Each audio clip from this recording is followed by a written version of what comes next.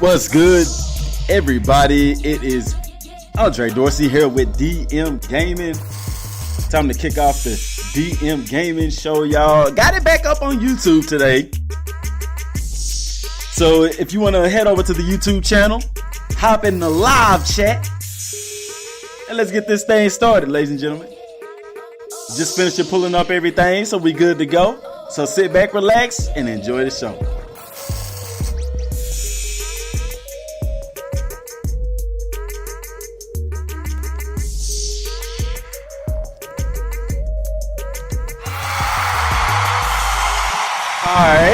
Right. What's good, everybody? Thank you. DM Gaming here, man. What's going on? Muhammad already in the chat. What's going on? David just popped in. What's going on to y'all, man? If the stream is not pristine quality, y'all, it's just I got a lot of stuff running at the same time, and I do apologize about that, but I digress. Let's hop straight into it. It's the DM Gaming Show with your host, Andre Dorsey. Yes, y'all, so the Combine. I got to jump straight into it because I'm hyped to talk about this. The Combine is this weekend. It's coming up. I'm excited for it. But is it overrated? That's my question today about the NFL Scouting Combine. Is it overrated? They call it the underwear Olympics because guys walking around in compression and that's it, you know, and it's, to me, it's a glorified track meet is what it is because, I mean, the only thing that we see is the events. No one sees what goes on behind the doors. There's a lot of things that goes on at the Combine that the general public aren't aware of. They don't broadcast it because it's boring. It doesn't draw in ratings and things like that. It's not the stuff that we as the fans, first of all, are not going to say concerned with, but the viewers don't want to see it. We don't care to see it. We want to see 40 times bench press reps, vertical jumps, you know, drills and things of that nature. But y'all, let's be real. Us students of the game, I would like to see those interviews. I would like to see what goes on behind those doors. I like to see those test scores and things of that nature because if I'm bringing a guy to a team that I love, I'm going to want to know more than just his athletic ability because let's be real. All of those guys are there because of their athletic ability. You get what I'm saying? David says, I think the Combine is more beneficial for the lower unknown prospects. I will not disagree with that. However, in the same breath, it can be extremely detrimental to the top prospects. And that's why you see more and more, a lot of the top prospects do not perform at the Combine because they don't want to hurt their draft stock. And it's a joke if you ask me, because let's be real. If a guy's performing on the field, you know what he can do. But I guess what it is that you look at the level of competition that these guys go against and understand that it is college. So, you know, they may be walking off on somebody, but hey, the fastest player on that team may run a 4.5 40, and here this guy's running a 4.4 or 4.3. Of course he's going to walk off on these guys. it's just a level of competition. It's just something to get a more streamlined about these players. But I'm going to be real with y'all. I don't think that the GMs and the owners and stuff pay so much attention about the draft as far as what these players are able to do. I mean, not the draft, I'm sorry, the combine. Because let's be real, these guys come into the combine, these owners and GMs and scouts and things like that, they already know these guys can play. A lot of them have watched these guys in person, so they know their speed, they know their strength level, they know what they can do on the field. Because let's be real, the physical aspect of the game, the speed, the strength, the drills, they can work on those things. What they want to get into in the scouting combine is inside the players' heads, what we don't see. You see what I'm saying? The nuts and bolts that goes on inside of these players' heads at the combine. And I would like to see that too. You get what I'm saying? I would like to sit down and hear what these guys' goals and dreams are. I would like to see how they perform as far as football IQ. Because, let's be real. Cam Newton, for example, I don't think he fared too well as far as the IQ aspect of the game. From what I understand, a lot of things had to be simplified for him. However, with that being said, Carolina, they said, we'll work with this guy. We'll take this kid and we'll mold him and shape him into something that is awesome. And yeah, they simplified it for him, but I think now it's not as simplified. It's a lot more complex and things of that nature. So much so, y'all, they even put it in Madden, in long shot. The guy even referenced Cam Newton as an example of this. And y'all, coaches do these types of things all the time, It may be a small mark in the bad direction that say, oh, well, we had to simplify it for this player. But if you're worth it, you're worth it. You get what I'm saying? Tom Brady, perfect example of a guy who had a horrible combine if you look at numbers, like as far as the 40, the bench press, and things like that. However, in the throwing aspect, he did fairly well. But as a quarterback, it wasn't important for him to run a fast 40. It wasn't important for him to have a high vertical jump. And that brings me to another thing. Why put certain players through certain drills that aren't important? You get what I'm saying? Like, be real. I mean, a quarterback running a 40, yeah, it's important. Yeah, it's not. I guess you can see if the guy has scrambling ability and things of that nature. But it's I don't know. It's just, in my opinion, some drills aren't necessary, but I digress. I mean, if you're playing defensive back like I did, the bench press is important because you need to know, can this guy jam man to man? That is going to show his strength as far as jamming a player. But y'all, I'm going to be real with y'all.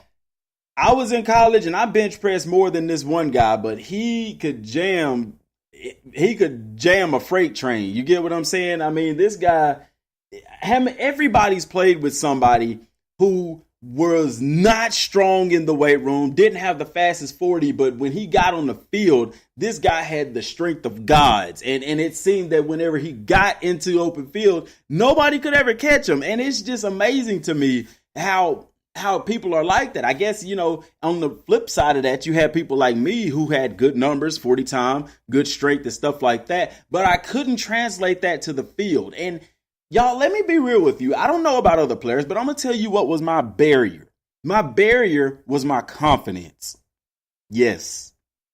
I wasn't confident. I would be so nervous that I could not use my strength, y'all, because it happened the same way in track. Whenever I ran track in high school and I had to come out of the blocks, guys, I was so nervous that I literally had no strength. My legs were just like spaghetti. And it happens. It happens. Guys get so nervous that their minds can't tap into the strength and power that they possess. And I think that's what happened to me on the football field and stuff like that. It happened to me every time I competed, probably except for powerlifting, because I was so comfortable and confident in powerlifting. I wasn't confident in football. Just be real with you. I was so nervous, and it would show. Now, once I got comfortable, yeah, that would change. Once and later I did develop confidence and things of that nature. But prior to it, my God, And that's what I want to know about some of these players. What is their confidence level? How are they really inside of the mind? What goes on at the combine that we don't see?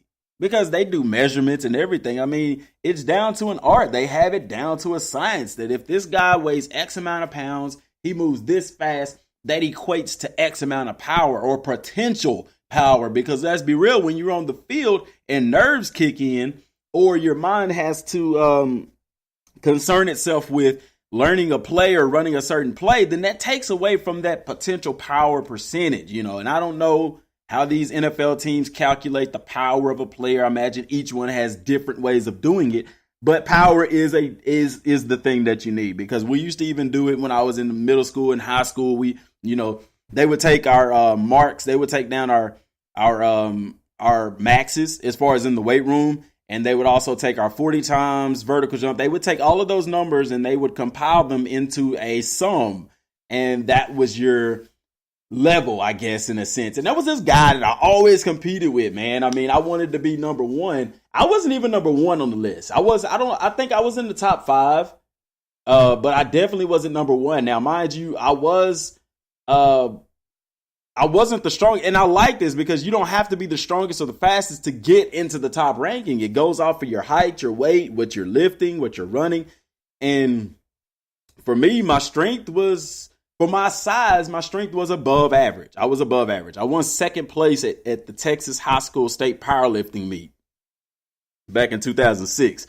I was in the 165s, but I also qualified for regionals in the 181s. It's a funny story. I'll tell y'all real quick. Funny story. So we were on our way to White Oak, and some of y'all probably don't know where that's at, but if you're in Texas, you probably know where White Oak is, Northeast Texas. Anyway, we're on our way to that powerlifting meet, and y'all, I kid you not, we get pulled over by the policeman, and our coach, who was the only adult with us, driving us, he got pulled over.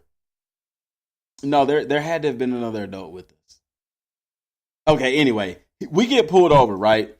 And our coach, I'll take it back. He was the only adult with us. Yes, he was.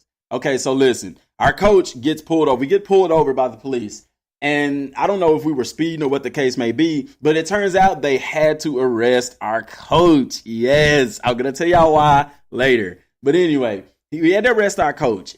And I guess he worked something out with the officer to get us to the powerlifting meet. Yes, he still, despite everything that was going on, instead of having us taken back home, had us taken to the powerlifting meet. And so the police agreed, and we pulled into I think it was a restaurant. I think it was a Wendy's or something like that. And one of the coaches from Dangerfield, which was nearby, came by and picked us up and carried us onto the powerlifting meet at White Oak. Now, get this. Once we was there, once you get to the powerlifting meet, you have to weigh in, okay? And I'm telling you, I went to weigh in. I was supposed to be 165. I cannot be over 165.5 pounds. What's going on, yo boy? DCK. Lonnie, what's up, man? But anyway, y'all, I couldn't be over 165.5. I was 165.7. So I'm going to tell y'all the equivalent. Literally all I had to do, in which a lot of people do this, is literally take off all their clothes to where they have on nothing but compression shorts. Yeah, I did that, and I was 165.7. So the next step, what's up, Antonio? The next step was to take a leak or a dump, get rid of that extra something. And they allow you to do these things. But I was like, you know what? I'm not finna do that. I don't feel like doing all that. That's too much. I said, I'm going to just lift in the 180. They said, what would happen? Well, you have to lift in the next class, which is the 181s. And so I did that, y'all. I went to lift in the 181s, and I was crossing my fingers, hoping to God that my coach would not get mad at me. Well, guess what? This was the last powerlifting meet before, this was the meet that would qualify us for regionals. And the way that qualification worked is they would take your best lifts from throughout the entire powerlifting season, and that would qualify you or disqualify you. So from regionals, okay, so I go ahead and I start lifting with the 181s, and mind you, our coach is still not here. So I did a pretty good job. I got a personal PR, a new PR, which is a high. This is the highest I've gotten so far on deadlift that day. I actually placed second in the powerlifting meet in the 181s that day. Yes, I placed second. I beat out my other teammate who was in the 181s. Not only that, but guys, I qualified for regionals that day in the 181s. And this was like the last track meet before the last powerlifting meet before regionals, man. This is crazy. So I qualified for regionals in 181s. And then our coach finally comes back, before the end of the meet. Turns out, y'all, he got arrested for hot checks, but it wasn't him. Turns out somebody had stolen his checkbook and was writing hot checks. And there was a warrant out for his arrest because, of course, the checks are in his name.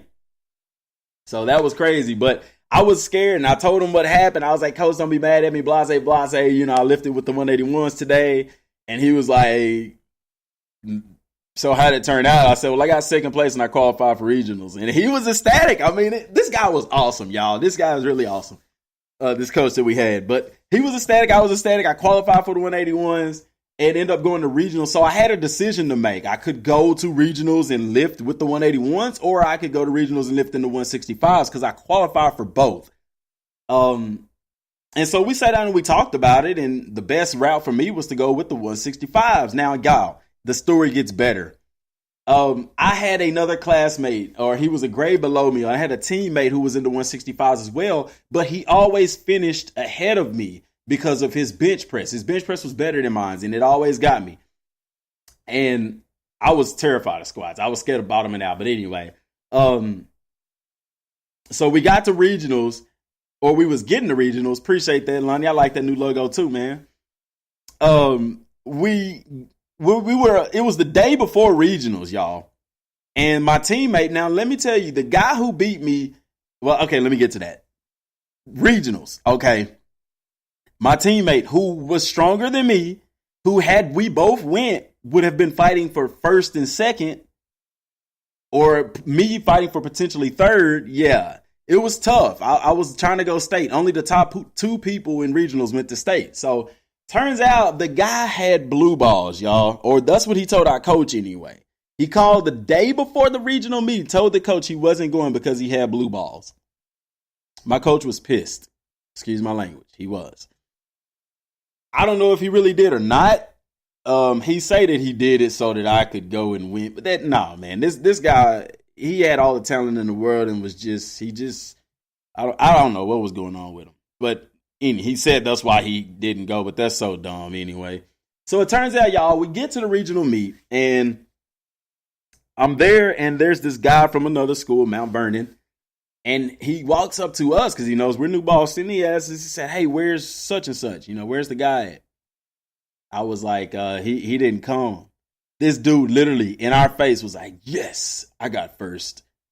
He literally in our face told me he was going to get first. Y'all, I'm telling you, I was like, look, I told myself, okay. That's how it's going to be. Okay, I see. So I'm nothing. He basically ain't even concerned with me. He concerned about my teammate, man. So y'all, let me tell you, there is a picture. I don't know if it's on my Facebook page. I'm going to try to find it and post it to Instagram, or I'm going to post it to Twitter. And in this picture, y'all, I'm clearing that because I was, y'all, my lift was deadlift. I would dominate deadlift. What I opened with on deadlift, a lot of guys, that was their max. So by the time I opened, I would already gain so much position. Okay, so had a good meet, decent meet, got down to deadlift, y'all, and it was lit. And I'm telling you, long story short, coach came to me. He said, look, Doris. He said, all right, Doris, look at this. He called me Doris. He didn't say Dorsey. He called me Doris. He called me Dorsey sometime. But anyway, hey, Doris, look at this. He said, you can either lift, I think it was 510. He said, you can either lift, no, it wasn't 510. It was like 515 or something. Anyway, he told me I can lift, so let's just go with 510. He said, you can either lift, 480 and, get third, or you can push yourself, go for 510 and, or 515, and you can, take second place. Basically, first place was out of the question. There wasn't no weight that I could pull to get me first. And so I was like, man, let's go for it, and I went for it, y'all, and I kid you not, I pulled it, I cleared it, and there is a picture on Facebook. I'm going to share it to Twitter later on. I'm going to pull it up and share it so y'all can see it. The guy who asked about my teammate, who didn't even acknowledge me, is in the background of that picture with the look on his face that literally says, oh crap, I just lost. Yes, and I'm going to share that picture on Twitter today, y'all. Blue balls, Antonio. Okay, so blue balls is basically when it's pretty explicit. Blue balls is when a guy doesn't ejaculate when performing intercourse, and I guess the pressure from not doing that builds up, and it causes pain and discomfort in his testicles.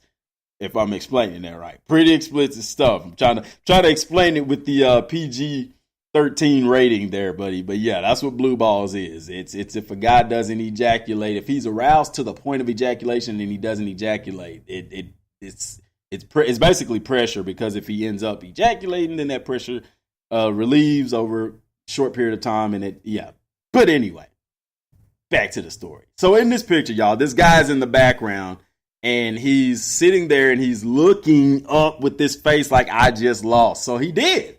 He got third. I got second. And I qualified for state in the 165s. Now, I went to state, y'all, and it was an awesome experience. We were in Houston. And long story short, I was faced with the same situation. Deadlift. I think I ended up pulling 550 at state. I can't remember. I have to go to the website and look it up. I don't remember what I pulled. It was 550 or something like that. At regionals, it was 530, and I think I pulled 550 at state. But it was the same thing. I was at this crossword where, hey, you could pull this and get third, or you could pull this and go for second, or something like that. Or maybe I was even in fourth. But I pulled over. It was either 550 or more. 550, cleared it, got second place. Now get this: the guy that beat me at regionals, I beat him at state. And he was crying, man. He was distraught. Now, the guy that beat me, I wasn't going to catch him. I think he ended up pulling 600. It was this guy that was in the 148th pulling 600. Now, I don't even know where I was going with that story, man. I guess to say that I wasn't nervous in powerlifting. You know, I loved it. I even got not an internship. I could have went to Louisiana Tech for powerlifting, but it's not a collegiate sport. NCAA needs to make that a collegiate sport, man. Powerlifting is awesome. It was awesome, but that was like the only sport I'd never had nervous feelings for. I was just like, let's go, let's get it. I love weightlifting. So, and y'all can see the videos on Instagram, your boy pushing up 315 on bench and all that. And y'all, I'm not a big guy. I don't weigh much. I think the most I've ever gotten up to was, I did get up to like 190 one time. I think when I was in Houston, and another time when I was back down here. But in that video where I'm pressing 315, I think I was weighing about 175 in that video. So yeah. But anyway, the nerves weren't there. So, and I'm sorry I got off topic, y'all, but it's an awesome story, man. It is. And how it all got started, y'all, I played basketball. I'm going to tell y'all something. I'm like the only black person that sucks at basketball. You know what I'm saying? I can shoot a free throw and I can play defense, but I am not coordinated enough to dribble and crossover and all that. I'm sorry. But y'all, this was so much fun because all through high school, I played basketball. And a senior couldn't be on junior varsity. The seniors had to be on varsity. I would have been the senior that would have been on JV if it was possible. You get what I'm saying? And it's amazing how things work out, y'all, because when I was, it was my senior year, of course. Now, mind you, all through high school, this coach, who was the powerlifting coach and one of the most influential coaches in my life, kept telling me, Doris, you suck at basketball. Come do powerlifting. Like, he would literally tell me that I suck at basketball and I need to come do powerlifting, y'all. And I like, no, man, I like basketball. And so my senior year, y'all, I overslept. We had a tournament on a Saturday. And for some, y'all, I don't know how this happened, but I overslept. And I woke up and I thought I was dreaming because I was like, wait, I overslept. I was like, no, this has to be a dream. No, I missed the bus. I overslept. And our basketball coach, who was another influential coach in my life, he was very upset. But he's the type of guy, when he gets upset, he gets quiet. And when he gets quiet, you're in trouble. And so I get to school on Monday, and I already know I'm going to have to run. I'm going to have to run like crazy to make up for this, and I did. He told me that week that I wasn't playing I think it was on a Friday we had a game. He told me I wasn't going to play because I missed the tournament, and that was fine. But he's also one of those guys that'll tell you, like, he tests you. And the stream quality may be bad, y'all, and I apologize. So if you're listening to this on Spreaker, it's not, but on YouTube, the quality may be bad, but I digress. He's one of those guys where he'll test you. He'll say that you're not playing just so he can see how you're going to practice, basically how you're going to respond to that adversity. And so I practiced and everything just like I was going to play. And here comes game day. And on game day, y'all, we have to dress up. We have to wear shirt and tie or whatever. But my stupid self went all out, and I wore a tie. I wore a suit. I wore a suit that day. And he saw me. I passed by this coach several times during the day. He saw me dressed in a suit, man. I go into the locker room after school, look on the bench, and my stuff is laid out. Y'all, my jersey, my shoes, my bag, it's all laid out because we had an away game. So I'm like, okay, it was a test, and I passed. I get to play. So he passed by me in the locker room, putting my stuff in my bag. Some of it, anyway. I didn't put all of it. He passed by me. He saw me. He said nothing, y'all. I kid y'all not. I walked out the locker room, did some stuff, came back. Everybody else was in the locker room putting up their stuff. So I started finishing putting my stuff in my bag. Guess what happened next? My coach looks at me in front of everybody and says, Dorsey, what you doing? I was like, I'm packing my stuff. I'm putting my stuff in my bag. And he says, no, you're not. I told you you ain't going. You ain't playing. See, I thought I was at least going to get to go, because had I not showed up at all, it would have been bad. So I still dressed up. I still came, packed my stuff because I thought I was going to at least get to go and ride the bench. No. And it made me so mad, y'all. I walked out and I had to go to my car. I had to go home because he told me I wasn't going. And so I'm walking to my car and the girls' bus passes by and they all see me in my suit, fly as a whistle, walking to my car. And they yelling out the window, Andre, what happened? What happened? What happened? And I'm so mad. I'm not talking to nobody. I just got my head down. I'm embarrassed. I'm mad. I'm upset. I just felt like crying, man, because I was that upset at this coach, man. And that lasted for some years, but I finally let it go and we cool with each other now. But man, I was upset because he saw me all day, didn't say nothing. He saw me packing my things in the gym by myself, didn't say nothing. And you wait till the team is around to say that. I was mad, y'all. So I ended up quitting basketball, and that's how I got into powerlifting. My very first year getting into powerlifting, and that's how I ended up going to state. And so I say that to say stuff may seem bad at first. Certain situations may not seem so awesome. But guys, think about this. If I never went through what I went through that week in basketball, I never would have went to basketball. I never would have went to powerlifting. And I never would have got second place at state. Now I know it's not first place, but it's second place in the state of Texas. And y'all, when I looked at my numbers compared to the other states in my weight class, I was pushing more weight than some adults. Yes, I could have went and made the United States powerlifting team and lifted, and not only lifted, but competed and qualified. I was that good. My numbers were that good for my weight class. And like I said, Louisiana Tech, which is a Division I college in Ruston, they were even at the powerlifting meet and they were trying to recruit me. I was going to go to Louisiana Tech for powerlifting, but it's not a collegiate sport. It's an intramural. So I only get in-state tuition. But that's all I was getting at Southern Arkansas. But y'all wanted to play football. And I'm going to tell y'all something, especially for y'all cats that's still in school, which I'm pretty sure if you're in school, you're not listening to this, but you might be listening to it later on out of school. Do not slack with your college preparation because y'all, I was lazy. I didn't really understand how to do the FAFSA and all of that. And I procrastinated and I ended up missing out on a huge opportunity because like I said, I was going to Southern Arkansas. I didn't have a football scholarship. I was a walk-on, but I made the team. And in powerlifting at Louisiana Tech, it was going to cost the same amount of money to go to Louisiana Tech as it was to go to Southern Arkansas, where I went to college. And what's crazy is, y'all, I missed out because I could have went to Louisiana Tech and walked onto their football team and did powerlifting because the coach told me I could have done that. And I missed out on an opportunity because I was complacent. I was lackadaisical. And I procrastinated. So do not. And it was all with the FAFSA. Get that stuff done as soon as possible. Take your ACT. My SAT scores was good. I could have got in with my SAT scores. I just didn't have my FAFSA in on time. And so, y'all, don't lax doing that stuff. But I say all of that story to say, man, it don't matter what you come through in life. It don't matter the ups and the downs, man. Sometimes a bad thing may happen that seems like a bad thing, but in actuality, it is something that is forcing one door closed so that another one can open up. Because if that never happened to me in basketball, y'all, that experience in powerlifting never would have happened to me. There's not a lot of people who's gone through high school can say that they went to state in anything, nevertheless placing second place at state. That is an awesome feeling, man. And in an event like powerlifting, you by yourself. It's a team sport because you do get a team grade. As a team, we got first place. We got gold a lot. But then you also get those individual awards. It's just like track.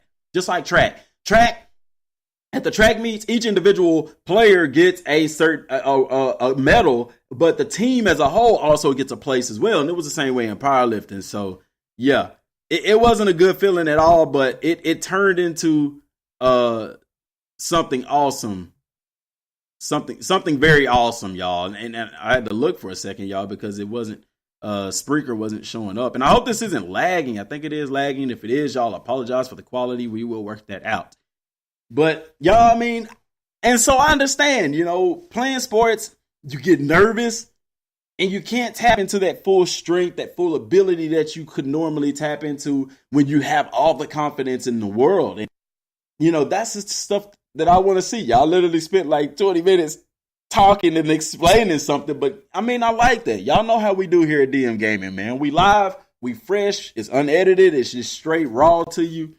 If we go off on something else, it's all for a reason. That story hopefully can help somebody, because it definitely helped me, But I did. I ended up walking on to play football at Southern Arkansas, played cornerback. And it was one of those horrible experiences, man. Again, starting out, man, I was bad because where I came from in football, y'all, the teams didn't pass the ball. Everybody that we played pretty much ran the ball except for maybe one team. And we also played Tatum, once, but they passed, So our defense was designed and we trained to stop the run. And so when I got to college, going against receivers who were legit receivers, it was embarrassing. And I don't know how I still made the team. I don't know how they didn't kick me off the team, but they didn't give up on me, and it paid off because later on, I was on par with everybody else. But those first couple of years, man, I questioned, what am I doing? I did. I questioned it. What am I doing here? Why am I playing football?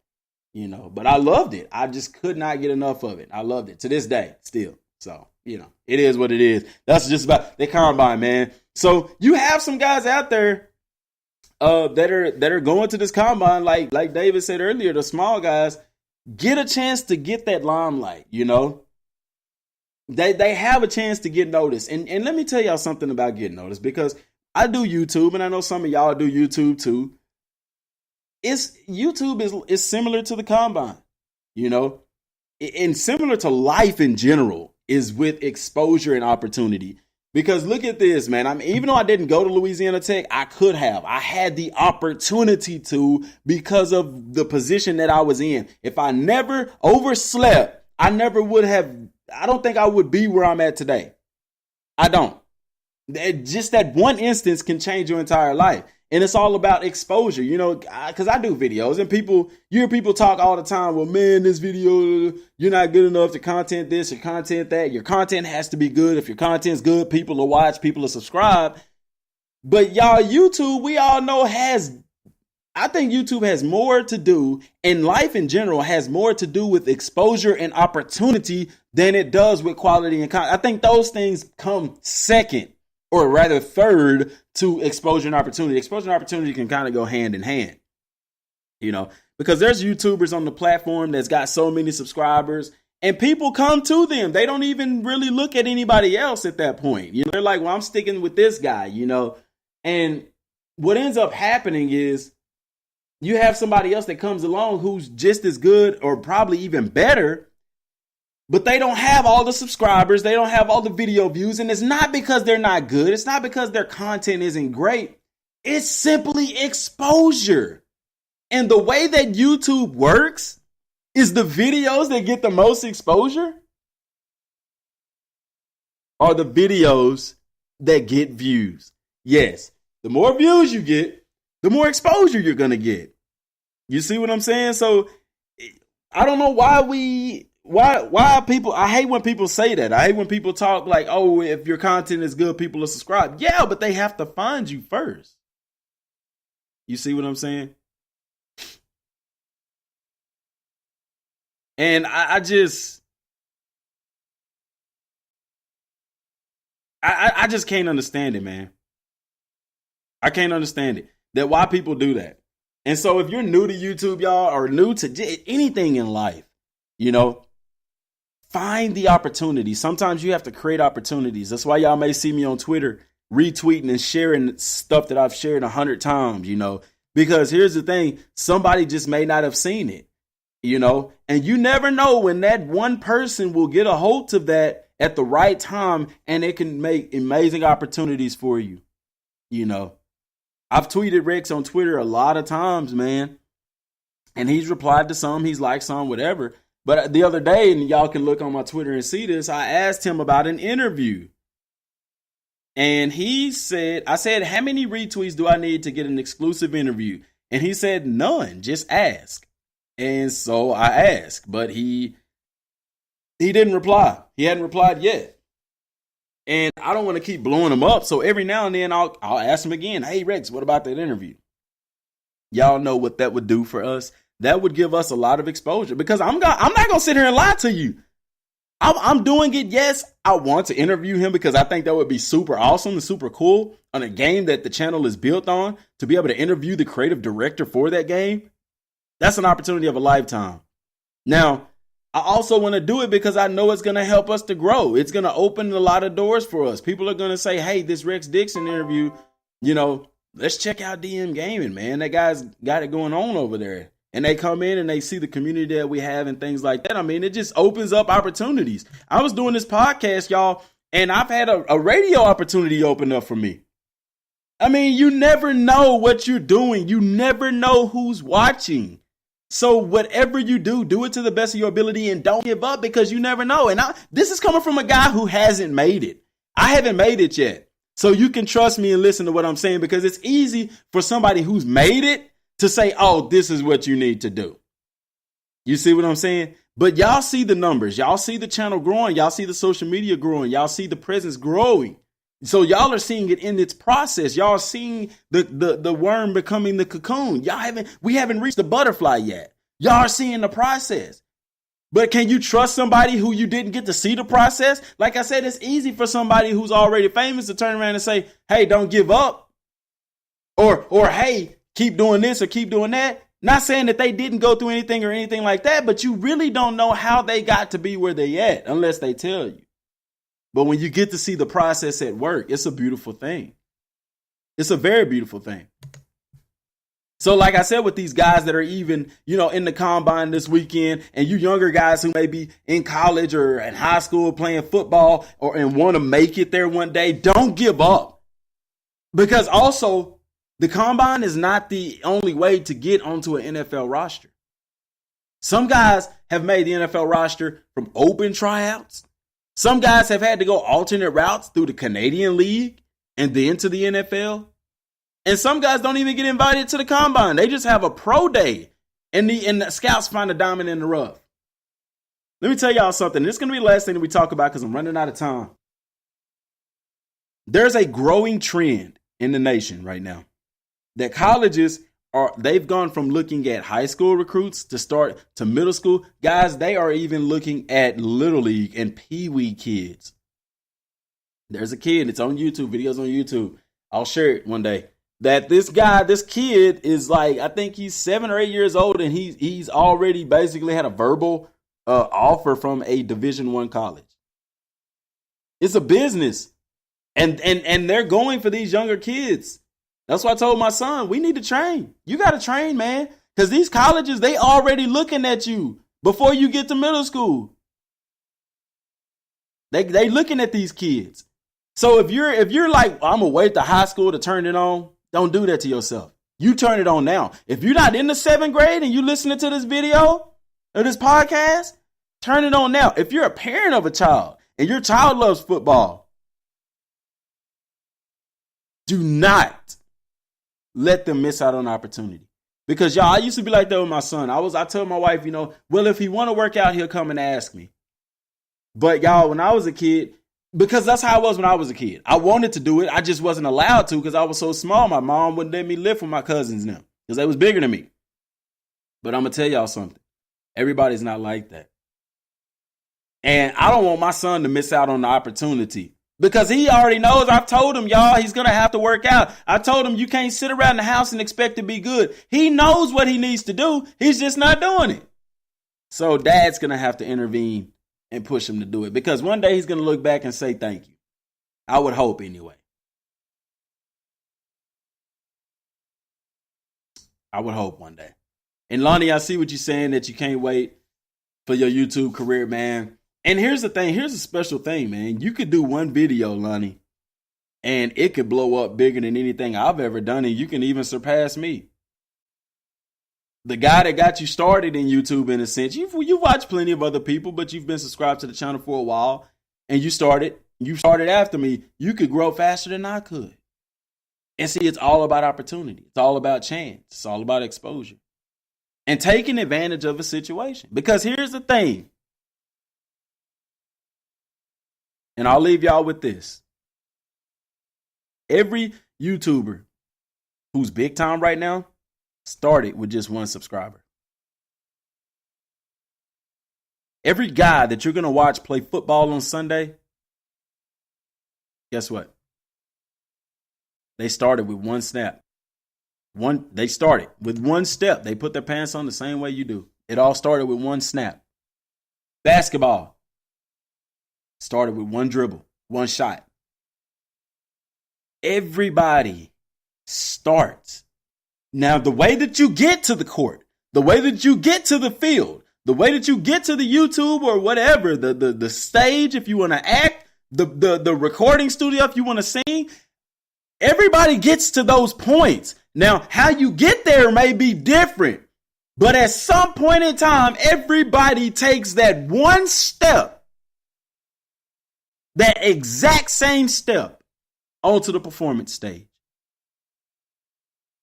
Everybody's story outside of those doors are different. How they got there may be different, but everybody takes the exact same step onto that football field, exact same step onto the court, exact same step into the YouTube. And whatever else you want to apply that to in life, it's all the same. How you get there may be different.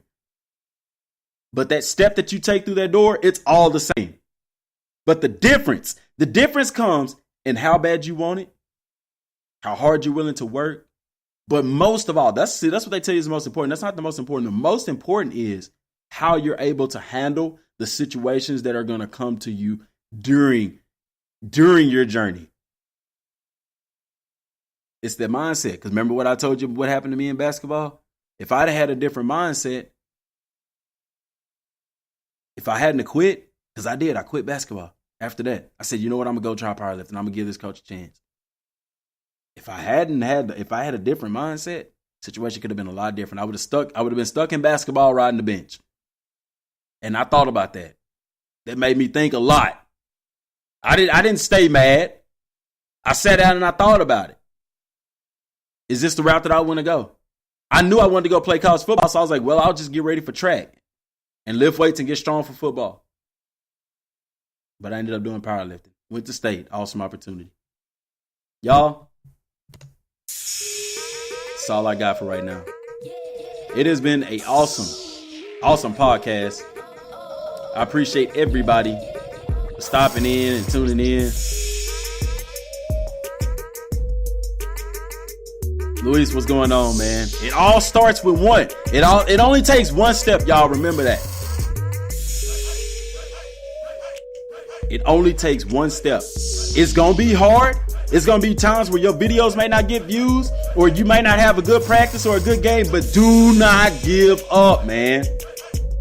Because even if you don't make it to the big time, there's going to be opportunity that comes that you're prepared for because you know how to work hard. Till next time, y'all. Thanks for watching and God bless.